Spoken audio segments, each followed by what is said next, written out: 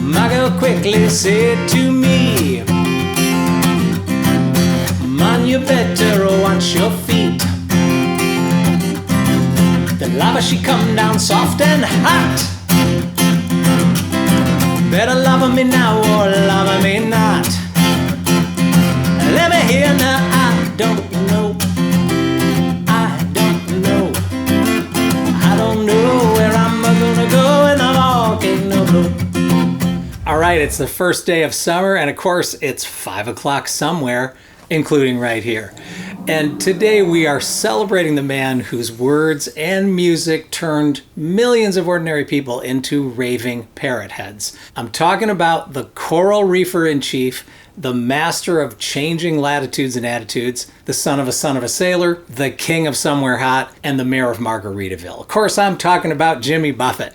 Now, I was lucky enough to know him, play his music, and learn from him, so stick around for a tribute, some great songs, and the 3 biggest lessons I learned from Jimmy.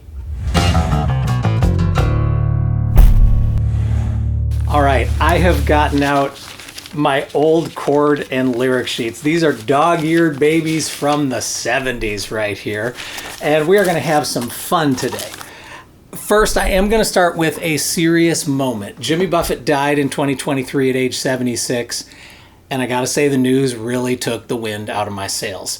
At the time, I couldn't even bring myself to make a new video. The only thing I posted was this: the coolest, friendliest rock star I ever met on my musical travels treated opening acts like members of the band. Sail on, JB. So Jimmy had a rare and aggressive skin cancer called Merkel cell, and he certainly had a lot of sun exposure from his outdoor lifestyle, and especially from sailing, a lot of UV out there on the water. He stayed admirably positive during his 2 years of cancer treatment, kept writing, and recorded an excellent final album called Equal Strain on All Parts. The song Bubbles Up captures Jimmy's philosophy perfectly, puts a lump in my throat.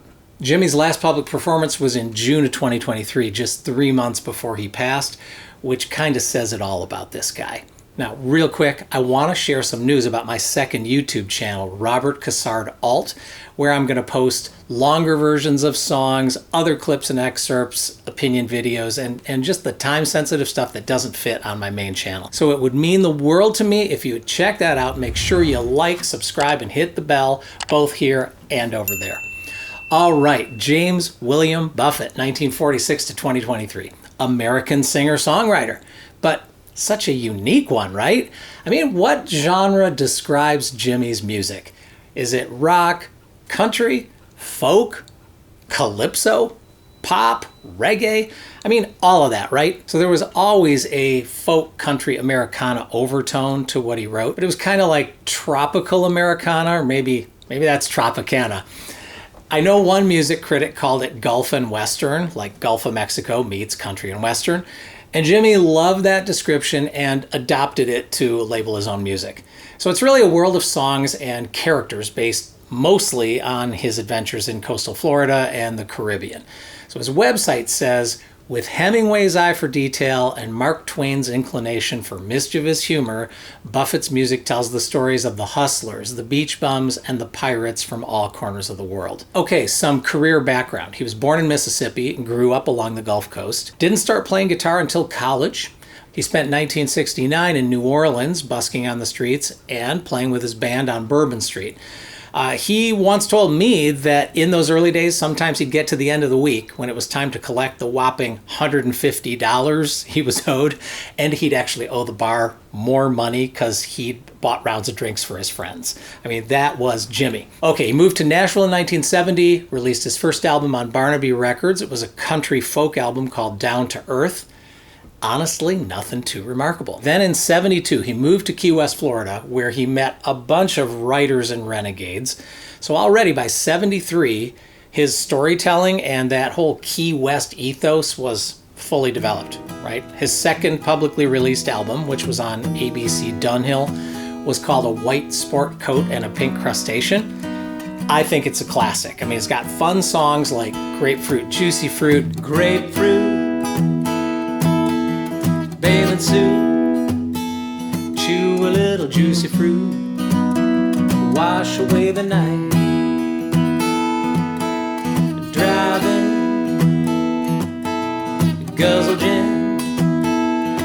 said a little mortal sin, it's good for your soul. No, it gets so damn lonely when you're on a plane alone.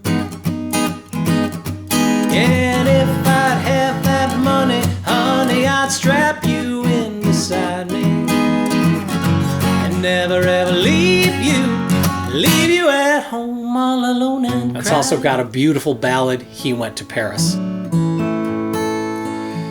He went to Paris looking for answers to questions that bothered him so. He was impressive, young and aggressive, saving the world on his own. But the warm summer breezes, French wines and cheeses put his ambitions at bay. And summers and winters scattered like splinters, and 4 or 5 years slipped away. Now there is a slightly creepy side note. ABC Dunhill promoted Jimmy as a replacement for their other singer-songwriter, Jim Croce, after he died in a plane crash. Pretty crass. All right, in '74 came the album A1A. It had the epic ballad, A Pirate Looks at 40. You probably know it. Mother, Mother Ocean.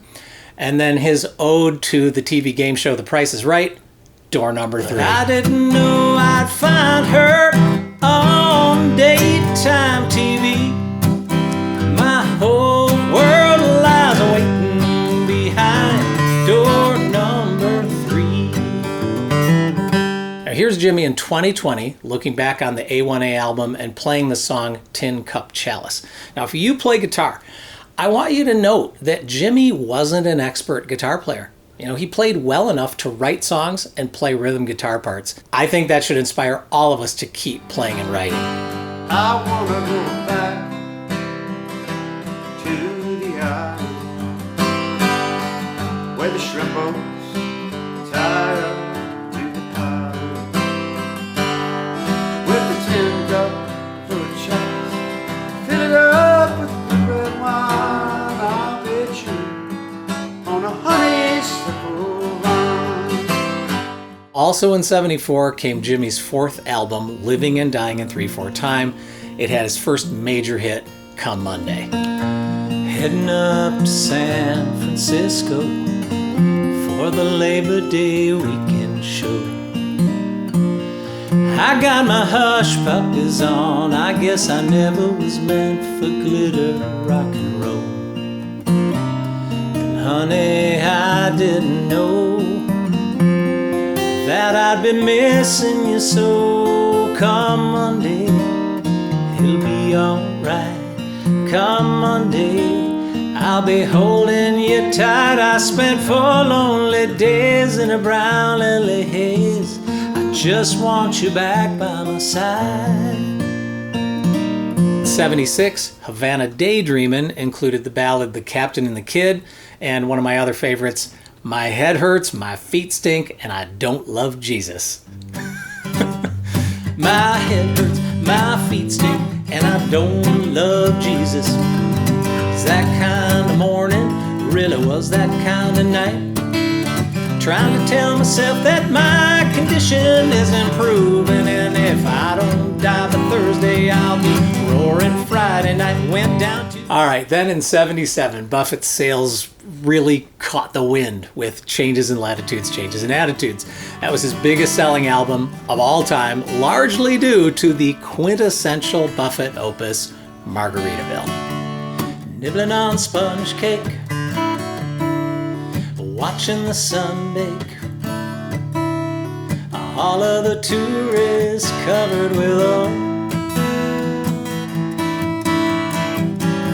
strumming my 6th string on my front porch swing. Smell those shrimp, they're beginning to boil. Wasting away again in Margaritaville, searching for my lost shaker of salt. Some people people claim that there's a woman to blame, but I know it's my own damn fault. Then Jimmy followed his lucky stars through Son of a Sailor in 1978, Volcano in 79, Coconut Telegraph in 81. Now after that, his success on studio LPs was variable, but it didn't matter much because he was such a massive perennial concert draw, right? I mean, he was the summer party host with the most. He had a standard lineup of guitars, keyboards, bass, and drums, but he mixed in eclectic sounds like harmonica, marimba, steel drums, recorders, some brass, and pedal steel, of course. Now, a lot of people think of Jimmy as more of a character or even a meme than a musician. Like, I've never heard anyone analyze his songs or lyrics from a scholarly perspective, right? But think about this. He released 32 albums with remarkably consistent quality. 9 of them are certified platinum or multi-platinum, and another 8 are certified gold. Of course, that means he wrote a lot of hit songs, but he was also an excellent underrated singer and a good enough guitarist to play on all his own records. What do you think of Jimmy and his music? You know, what have they meant to you through the years? If you leave a comment, I will do my best to respond. So what do I think and what did I learn from him?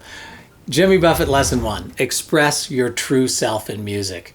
I met Jimmy more than once and was around him enough to witness the real person. What you saw was what you got. He treated everyone as if they mattered. You know, I mean, the guy had a 1,000,000-watt smile and it was like it was permanently turned on. Really one of the most grateful, seemingly happiest people I've ever met. I've been around some other star musicians who really buy their own myth. Back when I was an opening act, I kind of learned how it felt to be ignored by certain stars who were just too cool to invite me into their circle backstage. But Jimmy was totally the opposite. He didn't like fake and he hated fawning. And for most of his career, you know, maybe excluding some lost days or months in the 1980s, Jimmy had a very stable and happy marriage to his wife Jane, and he was super devoted to his kids, Savannah, Sarah, and Cameron, and all of his dogs, right? With me, he was generous, inclusive, and someone who really had fun jamming and making music in general, right? And that was infectious. I saw him do a full show and an hour later have his guitar out playing for anyone who'd listen, right, and sing along. The members of his band that I met, the Coral Reefers, all just loved him and were just thankful to be part of the joy fest of his concerts. And that was another way Jimmy expressed his generosity. He always wanted to give fans the best concert experience possible. So over the years, he referred to his biggest songs, the ones that defined his career, as the Big 8.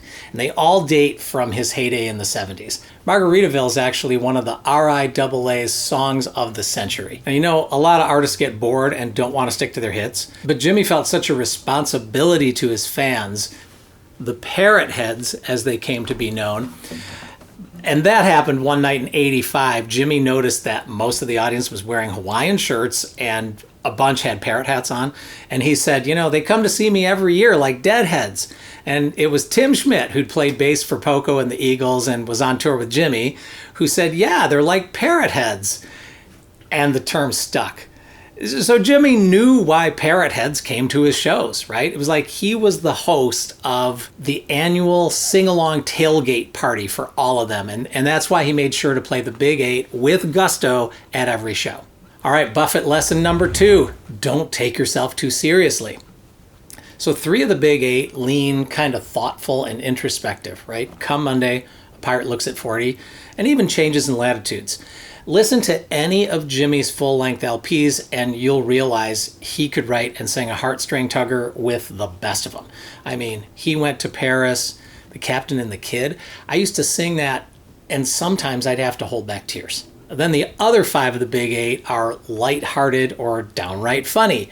Why Don't We Get Drunk and Screw? Just hilariously honest, right? I mean, back in the 70s and 80s, I played solo acoustic guitar and sang in restaurants and pubs, and Jimmy Buffett songs were like Red Bull for the audience, right? I mean, surefire favorites. Even album cuts that weren't hits and most people didn't know, they were always funny story songs, you know, and usually about lovable losers, you know, written in first person. I'm thinking of songs like The Great Filling Station Holdup.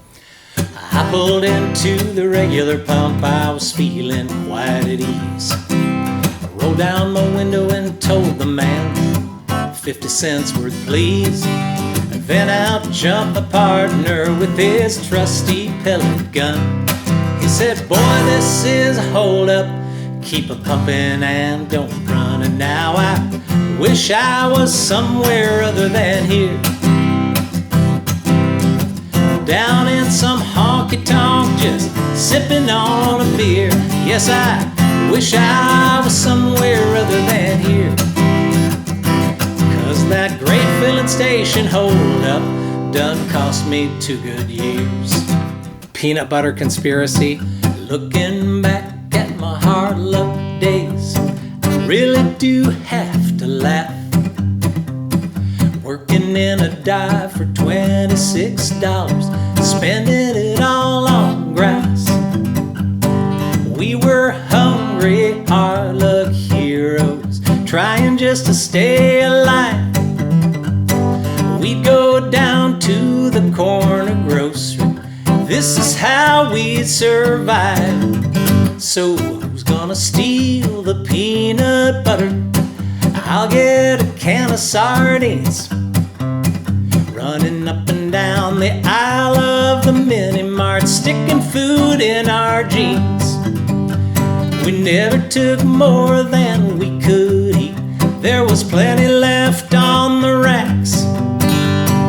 We all swore if we ever got rich, we would pay the mini-mart back. Yes, sir, yes, sir, we would pay the mini-mart back. And you know what? He did. One night he was traveling down through there and he put a wad of cash in an envelope and taped it to the door of the mini-mart. All that infectious joy, the self-effacing humor, and that smile are just the huge reason why Jimmy eventually became such a brand, right? He created the mythology of this slightly beleaguered, ocean-going, semi-tropical slacker sailor who follows passions and gets into trouble, but always enjoys life no matter what, right? And even the straightest, most devoted suburbanites want a piece of that island escapism, and he always gave it to them. All right, Jimmy lesson number 3, use music to make people feel good, including yourself. I mean, Buffett's songs are generally easy to play, simple cowboy chords in first position, not many musical surprises, but they're songs you fall in love with, right? Clever lyrics, catchy melodies, effortlessly produced and performed, and they just feel good, right? Now here's what Jimmy says about the origins of his songs. As a guitar player who was lucky enough to live the life that I have lived and seen the places I've seen and sung to the audiences that I've sung to, it all started with just me and a guitar. And most everybody who plays the guitar and has made it on into whatever level of success that you've had, it starts with just you and your guitar. Jimmy's career proves that you don't need to be an expert guitarist to be a great songwriter and achieve massive success. He never showed off because he just wasn't that kind of player and it wouldn't serve the songs anyway. But he surrounded himself with great musicians and producers, and they made flawlessly fun records and altogether put on great shows. Now, in the early years, he recorded in Nashville. He had veteran producer and label executive Don Gant, who had access to all the best session players. But then it was Jerry Jeff Walker who introduced Jimmy to keyboard player Michael Utley in 1973. And Utley became a hugely important contributor to Jimmy's music. I mean, he was the musical director of the Coral Reefer Band and one of his record producers right up to the end. So lots of those little instrumental melodies that introduce Jimmy's songs are thanks to Michael. I'm thinking about Margaritaville. Dun dun dun dun dun dun dun dun dun dun dun dun dun dun dun, right? And Volcano. Dun dun dun dun dun dun dun dun dun. That is Michael Utley. All right, I also want to mention producer Norbert Putnam. In '77, Jimmy recruited Norbert to produce the album that really made his career, Changes in Latitudes, Changes in Attitudes. Now, Norbert was a folk rock producer, right? He had this low-key studio in Nashville called Quadraphonic. And he'd grown up in Alabama and was a studio bass player, part of the original Muscle Shoals gang. So it was Norbert who realized Jimmy's songs were about Key West and the ocean. So never mind Norbert's own studio, he said, let's get out of landlocked Nashville and go to Criteria Studios in Miami to record. And that was a bold move because the production budget was only $55,000, which had to pay for everything. But it was definitely the right move because every night during those sessions, Jimmy and Norbert went out on Jimmy's boat. It was the Euphoria 1. And they'd listen to rough mixes out on the water. And they both said that was the key to the authenticity of the writing and production of those songs. Norbert stayed on with Jimmy to produce the huge hit LPs, Son of a Sailor, the live double album You Had to Be There, and Volcano, which was a real island album, recorded at George Martin's studio on the island of Montserrat with the Beatles engineer Jeff Emmerich at the mixing board. Now, Jimmy had a few big successes later in his career. License to Chill in '04 hit #1 on the pop albums chart. And then in '06, Take the Weather With You hit #1 on the country charts. And his collaborations with Alan Jackson, who's like super tall compared to Jimmy, and George Strait and Zach Brown also produced country hits.